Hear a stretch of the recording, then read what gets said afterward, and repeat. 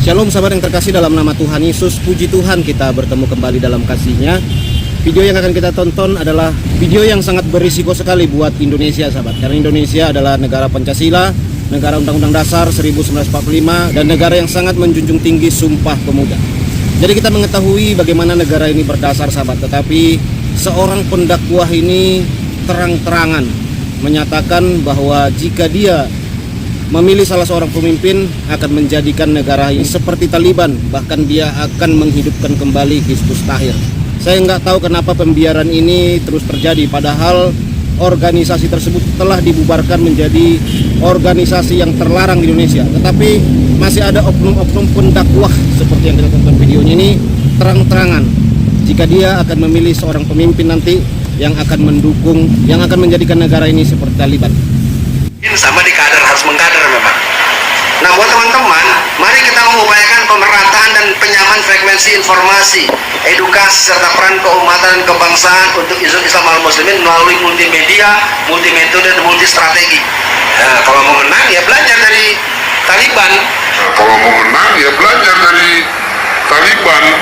Sekarang kalau sampai Pak Anies Baswedan menang, ya, dan jaringan yang saya bangun selama hampir 40 tahun juga nanti saya akan bilang, pulihkan Hizbut Tahrir, pulihkan Hizbut Tahrir.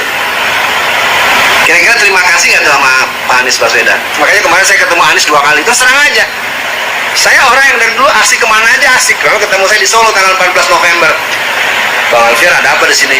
Iyalah bini gue di sini, saya bilang. Jadi kita ngobrol, foto-foto bareng. Nah kemudian tanggal 16-nya 2 hari kemudian ketemu di Jogja. Jogja saya samperin, saya bisikin, Nis, Bang Anies, gue bantu lo, tapi gue gak deket-deket sama lo ya. Tapi kalau lo gak belain Islam, gue gak jadi bantu lo. Maksudnya apa Bang Alfian? Ya gak mau gue bantuin, ngapain? Ya udah. Nah, jadi sebenarnya Pak Anies Baswedan banyak tarikan gitu. Jadi gitu, soal bagaimana kemenangan menurut saya jadi boleh jadi di sini hari ini adalah benih-benih kemenangan itu akan terjadi. Wow.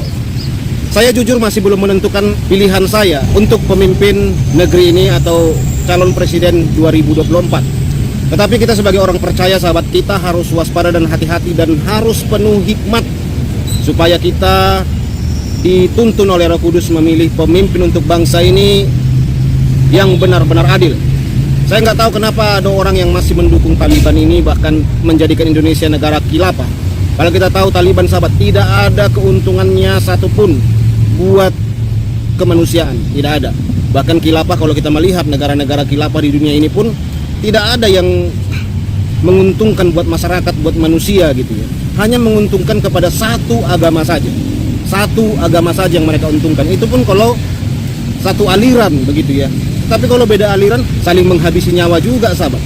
Jadi tidak ada keuntungannya gitu ya. Kadang-kadang saya melihat ya, calon pemimpin yang disebutkan tadi oleh Bapak tadi itu, Alfian Tanjung tersebut, didukung oleh beberapa gereja. Saya mendengar ada videonya di YouTube, bahkan ada videonya di media sosial lainnya ya. Bahkan konyolnya, calon yang akan mendukung Taliban tersebut diberikan nama seorang rasul Kristen, yaitu Rasul Yohanes. Saya adalah orang yang sangat tidak setuju itu ya. Rasul Yohanes diberikan kepada seorang calon yang akan mendukung Taliban. Bagaimana ini ya sahabat yang terkasih? Makanya kita harus waspada, jangan hanya memikirkan keselamatan kita sendiri, tapi harus pikirkanlah keselamatan untuk semua orang. Nah, harus kita pikirkan sahabat, tidak hanya kepentingan diri kita sendiri saja yang harus kita pikirkan. ISIS apa sih untungnya? Banyak orang dihabisi di sana, terutama orang Kristen. Ada ribuan orang. Taliban juga sahabat, sangat susah di sana orang mau menyembah Tuhan. Membawa Injil, Alkitab saja sangat kesulitan sahabat. Saya ada menunjukkan beberapa video itu ya, yang saudara tonton. Bagaimana Alkitab itu dibakarin oleh ISIS dan dihabisin. Dan para hamba-hamba Tuhan, orang-orang Kristen, dihabisin nyawanya, disiksa, dipersekusi. Apa saudara mau hal seperti itu terjadi di Indonesia? Kita harus sepakat, harus bersatu hati melawan ketidakadilan, melawan keegoisan, melawan kekerasan berdasarkan agama sahabat, supaya Indonesia ini boleh maju. Karena akan berbahaya untuk kemanusiaan suatu saat sahabat. Karena Tuhan Yesus sangat menentang hal tersebut, sangat berbahaya juga buat ajaran Kristus Yesus, yaitu ajaran kasih. Sahabat yang terkasih, mari kita senantiasa berdoa dan berkhidmat untuk memilih pemimpin nanti. Jangan sampai salah pilih saudaraku. Walaupun saudara sama seperti saya masih belum menentukan, saya masih melihat-lihat semuanya sahabat. Kadang-kadang jangan sampai kita tertipu ya. Ada orang yang seperti toleransi, ternyata itu hanya takiah. Ada orang yang berpura-pura seperti baik, damai lewat mulutnya, ternyata di balik itu semua dia adalah pelakunya, pelaku ketidakadilan itu, pelaku keegoisan itu. Jangan sampai kita tertipu dengan hal-hal takiah sahabat. Kita berdoa, kalau penting berpuasa, supaya Roh Kudus menuntun kita memilih pemimpin yang Tuhan berkenan. Jangan sampai kita mau dibujuk oleh uang atau yang lain-lainnya.